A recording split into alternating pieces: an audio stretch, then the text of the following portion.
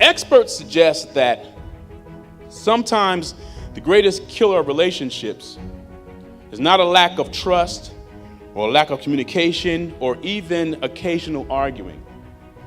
But they suggest that, in fact, a good relationship can survive an occasional angry tirade or even heated discussion.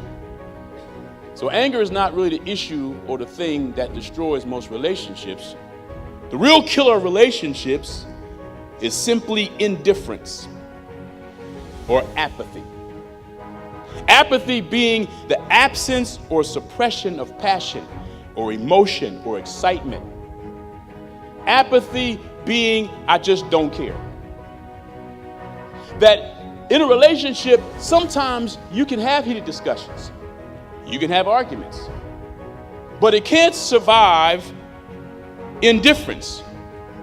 In fact, business leaders will tell you this, that the greatest concern for any organization is when their most passionate people get quiet. That if you have an organization or a family or a church, that the time that you really need to be concerned is when your most passionate supporters, the people that got your back, the people that got their hands on the wheel, when those individuals get quiet. When they get where I'm just not going to say nothing. I'm just going to let it drive off the cliff. I'm going to just let things go the way they go. It don't matter to me, whatever. When your most passionate people start taking on that kind of attitude, that's the time to watch out. Even in a personal relationship, if you get to a place where your spouse or your girlfriend or your boyfriend or your friend get where they just don't talk, that's the place that you need to be careful. See, as long as I'm talking to you, there's a chance we can work this out. As long as we're having conversation, there's a chance we can meet somewhere in the middle. But the moment I get where I don't care, I'm indifferent. Come on, ladies, back me up on this. By the time she get quiet and act like it don't matter, that's when you need to get nervous. All while we're talking, even if it's heated exchange, at least I care enough to have an exchange with you. The heated exchange is a sign that there's enough emotion, enough relationship there that I even have a conversation. But woe unto you if I get where I don't want to talk to you. I'm done. What do you want to do? I don't care. What do you think? I don't care. I don't care. It doesn't matter to me. I have lost my passion for this. I'm disinterested in you. I am indifferent. I am apathetic.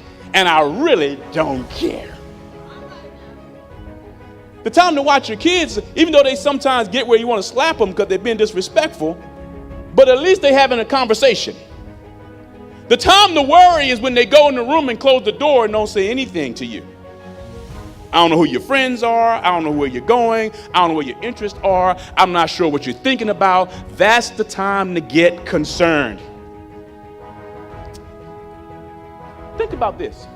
God said this in the Word. He said, the day that you hear my voice, harden not your heart. What God is basically saying is, as long as I'm talking to you, there's still a chance we can work this out. Today is the day of salvation. And the day that you hear my voice, harden not your heart. In other words, if you can still hear, there's still hope. For somebody in here, God is saying if you can still hear, there is still hope. The most dangerous place you want to be is where God stopped talking to you. Book of Romans talks about how he turned over the wicked to a reprobate mind. He basically said, I'm done talking to you. The most dangerous place to be is to get where God stops talking to you, because as long as he's talking, there's still hope. As long as he's still trying to get your attention, there's still hope that we can turn this situation around. As long as God is still talking to you about your family or your future or your plans or your goals, there's still hope, because if God ever gets to the place where he becomes indifferent, then we're in trouble. But typically the problem is not God's attitude about us. Typically the problem is our attitude about God.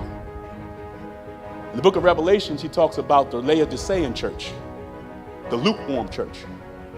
And he says, I wish you were passionate. I wish you were Pastor. I wish you were either hot or cold. But because you're indifferent, because you're lukewarm, he said, I spewed you out of my mouth. That word spew is a very strong term. It really means to eject you forcefully away from me. God says your indifference makes me want to vomit. I can handle you being hot or cold. I can handle either extreme. On a hot summer day, a cold drink is refreshing. On a cold winter night, a cup of hot coffee or tea is comforting. I can handle either extreme. What I can't handle is indifference. You know what I'm saying? Your body's here with me, but your mind is on the other side of town. Yeah, this people draw close to me with their lips, but their hearts are far from me.